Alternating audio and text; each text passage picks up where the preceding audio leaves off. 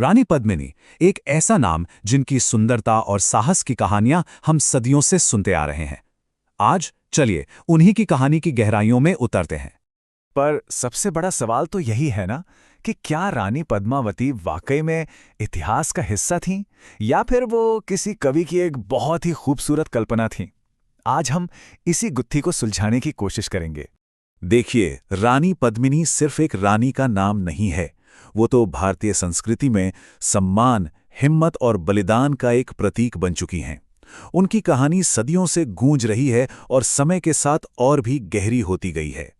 तो ये कहानी शुरू कहाँ से होती है? लोक कथाओं की माने तो इसकी जड़ें बहुत दूर एक द्वीप पर बसे साम्राज्य में है। जी हाँ, उनकी यात्रा की शुरुआत वहीं से हुई। तो इससे पहले कि हम कहानी में आगे बढ़ें, चलिए किरदारों से मिल लेते हैं।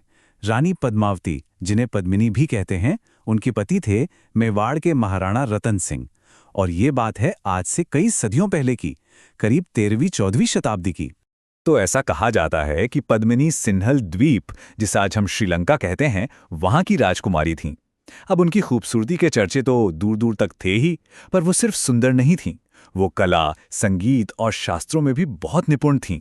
और उनकी इन्हीं खूबियों पर मेवाड़ के महाराणा रतन सिंह का दिल आ गया और उन्होंने उनसे विवाह कर लिया। सब कुछ ठीक चल रहा था, पर उनकी इस खुशहाल जिंदगी में एक बहुत बड़ा तूफान आने वाला था। और उस तूफान का नाम था दिल्ली का सुल्तान अलाउद्दीन खिलजी। हुआ ये कि अलाउद्दीन खिलजी के कानों तक भी रानी पद्मिनी की खूबसूरती के किस्से पहुंच गए और बस वो उन्हें किसी भी कीमत पर हासिल करना चाहता था। एक जुनून सा सवार हो गया था उस पर, और यही जुनून उसे खींचकर चित्तौड़ के किले तक ले आया। खिलजी ने जिद पकड़ ली कि वो रानी को देखेगा। अब ये बात राजपूतों के मान सम्मान के बिल्कुल खिलाफ थी। तो एक बीच का रास्ता निकाला गया। तय हुआ कि खिलजी को सीधे नहीं बल्कि एक आईने में रानी की परछाई दिखाई जाएगी। लेकिन कहते ना, वो एक झलक उसने तो आग में घी डालने का काम कर दिया। इसके बाद खिलजी ने धोखे से महाराणा रतन सिंह को ही बंदी बना लिया। अब लगा कि सब खत्म, लेकिन रानी पद्मिनी ने हिम्मत नहीं हारी। उन्होंने अपनी बुद्धि और साहस का इस्तेमाल किया। एक बहुत ही चतुर योजना बनाई। खिलजी को खबर भिजवाई कि वो अपनी दासियों के साथ आ रही हैं। लेकिन उन पालकियों में दासियां नहीं, बल्कि मेवाड़ के सबसे बहादुर योद्धा छिपे थे। और उन्होंने सुल्तान के कैंप पर ऐसा धावा बोला कि महाराणा को छुड़ा कर ले आए। अब इस बात से खिलजी का गुस्सा तो 7वें आसमान पर पहुंच गया। वो आग बबूला हो गया और उसने अपनी पूरी ताकत से चित्तौड़ पर हमला बोल दिया। और बस यहीं से इस कहानी का सबसे दर्दनाक मोड़ आता है। लेकिन आगे क्या हुआ, इसे समझने के लिए जौहर का मतलब समझना बहुत जरूरी है।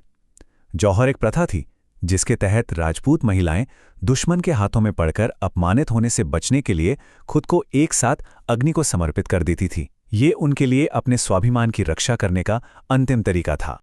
तो जब युद्ध में हार निश्चित दिखने लगी, रानी पद्मिनी ने गुलामी की जिंदगी जीने से इनकार कर दिया। उन्होंने एक फैसला लिया। उन्होंने हजारों राजपूत महिलाओं का नेतृत्व किया और सबने एक साथ जौहर किया। अधीनता की जगह सम्मान को चुना। ये उनके आत्मसम्मान की एक ऐसी मिसाल है जिसे आज भी याद किया जाता है। ये सब सुन के रोंगटे खड़े हो जाते हैं, है ना? पर हम वापस उसी सवाल पर आते हैं, क्या ये सब सच में हुआ था? आखिर ये कहानी हम तक पहुंची कैसे? इसका स्रोत क्या है?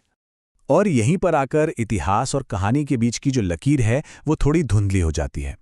असल में रानी पद्मिनी की ये कहानी जो हम सब जानते हैं, उसका सबसे बड़ा और सबसे पुराना स्रोत है मलिक मोहम्मद जायसी का लिखा एक महाकाव्य पद्मावत। और मजे की बात यह है कि ये काव्य चित्तौड़ की इस घटना के लगभग 200 साल बाद 1540 में लिखा गया था। इसी वजह से कई इतिहासकार इस बात पर बहस करते हैं कि पद्मिनी का किरदार ऐतिहासिक है या फिर जायसी की काव्यात्मक कल्पना। तो सवाल ये उठता है कि अगर पद्मिनी के अस्तित्व पर ही एक प्रश्न चिन्ह है, तो फिर उनकी कहानी आज भी हमारे दिलों में इतनी जिंदा क्यों है? इसका जवाब हमें उनकी विरासत में मिलता है। सच तो ये है कि रानी पद्मिनी अब इतिहास के पन्नों से कहीं आगे निकल चुकी हैं।